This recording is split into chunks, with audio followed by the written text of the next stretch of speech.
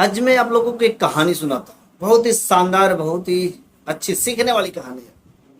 एक बार की बात है कि साईं बाबा, जो साईं बाबा होते हैं वे भिक्षाटन करते हैं और अपने चेला को लेकर के वे किसी गांव में चलते हैं। जब वे गांव में पहुंचते हैं तो होता है क्या कि उस गांव के लोगों ने साईं बाबा का कोई रिस्पेक्ट नहीं किया, कोई इज्जत भाव नहीं किया। जब वे भिक्षा मांगने जाते थे तो वे लोग भिक्षा भी नहीं देते थे। खाना पीना तो दूर की बात है, भिक्षा तक नहीं देते थे। लेकिन साईं बाबा ने किसी तरीके से वहां पर 1 हफ्ते का जीवन यापन किया अपने चेलों के साथ। जब 1 हफ्ता के बाद वहां से उन्होंने प्रस्थान किया तो उस ग्रामवासियों को, उन गांव वालों को साईं बाबा ने आशीर्वाद दिया कि तुम हमेशा खुश रहो और हमेशा तुम सब एक ही पास बने रहो। आशीर्वाद दे करके आगे चलते हैं। उनके साथ भी जो चेले रहते हैं वो भी साथ में चलते हैं और जाते हैं। थोड़ा सा कुछ और दूरी चलते हैं, वहीं पर पास में एक दूसरा गांव रहता है। साधु बाबा उस गांव में जाते हैं और वहां पर कुछ समय गुजारना चाहते हैं।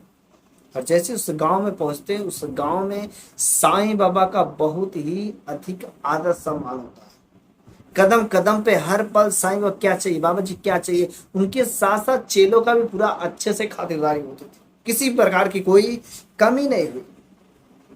साईं बाबा का वहां पर दिन बहुत अच्छा से गुजरा। उस गांव में भिक्षाटन करने जाते, एक मांगते दो मिलता, किसी प्रकार की कोई कमी नहीं थी। लेकिन साईं बाबा का फिर से वही काम था, घूम करके एक जगह नहीं, घूम करके उनका भिक्षाटन करने का काम था। लेकिन आखिर जब 1 हफ्ता हो गया तो साईं बाबा वहां से उस गांव से भी जाने का निर्णय लिया। चलो दूसरे गांव में चलते हैं।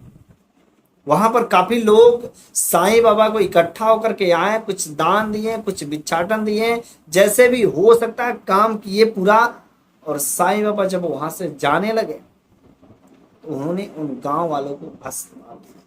क्या आशीर्वाद दिया?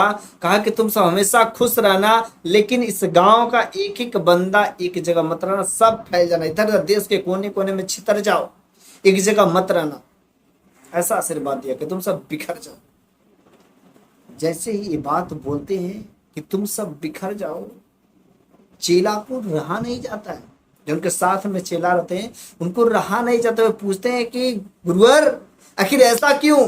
उन गांव वालों ने तो रिस्पेक्ट ना किया था, तो आपने उन लोगों को इतना बढ़िया आशीर्वाद दिया, और इन गांव वालों ने इतना अच्छा रिस्पेक्ट किया, आदर सम्मान सब कुछ किया, इनके साथ ऐसा क्यों कि बिखर जाओ? साईं बाबा ने बोला, इसी कारण से तो तुम चेले हो और मैं गुरु। उन लोगों ने रिस्पेक्ट नहीं किया। वे लोग बुरे लोग हैं, वे लोग गंदे लोग हैं, उनका माहौल गंदा है। यदि वे लोग वहां पर रहेंगे तो गंदा माहौल यहाँ से कहीं दूर नहीं जा पाएगा। लेकिन यह जो गांव है एक अच्छा माहौल है।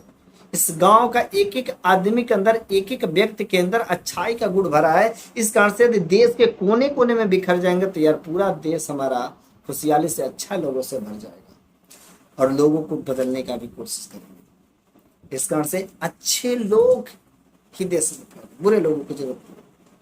कहा जाता है एक सड़ी मछली पूरे तालाब को गंदा कर देती है, लेकिन यदि फैलेगी तब। लेकिन अगर उस तालाब में से सड़ी मछली को निकाल कर फेंक दिया जाए तो पूरा तालाब सेफ हो जाता है। ठीक वैसे ही साईं बाबा। दोस्तों, यदि आप इस कहानी से कुछ भी सीखे होंगे, कुछ भी समझे होंगे, तो जरूर इसे आप शेयर करिएगा अधिक से अधिक लोगों के बीच में।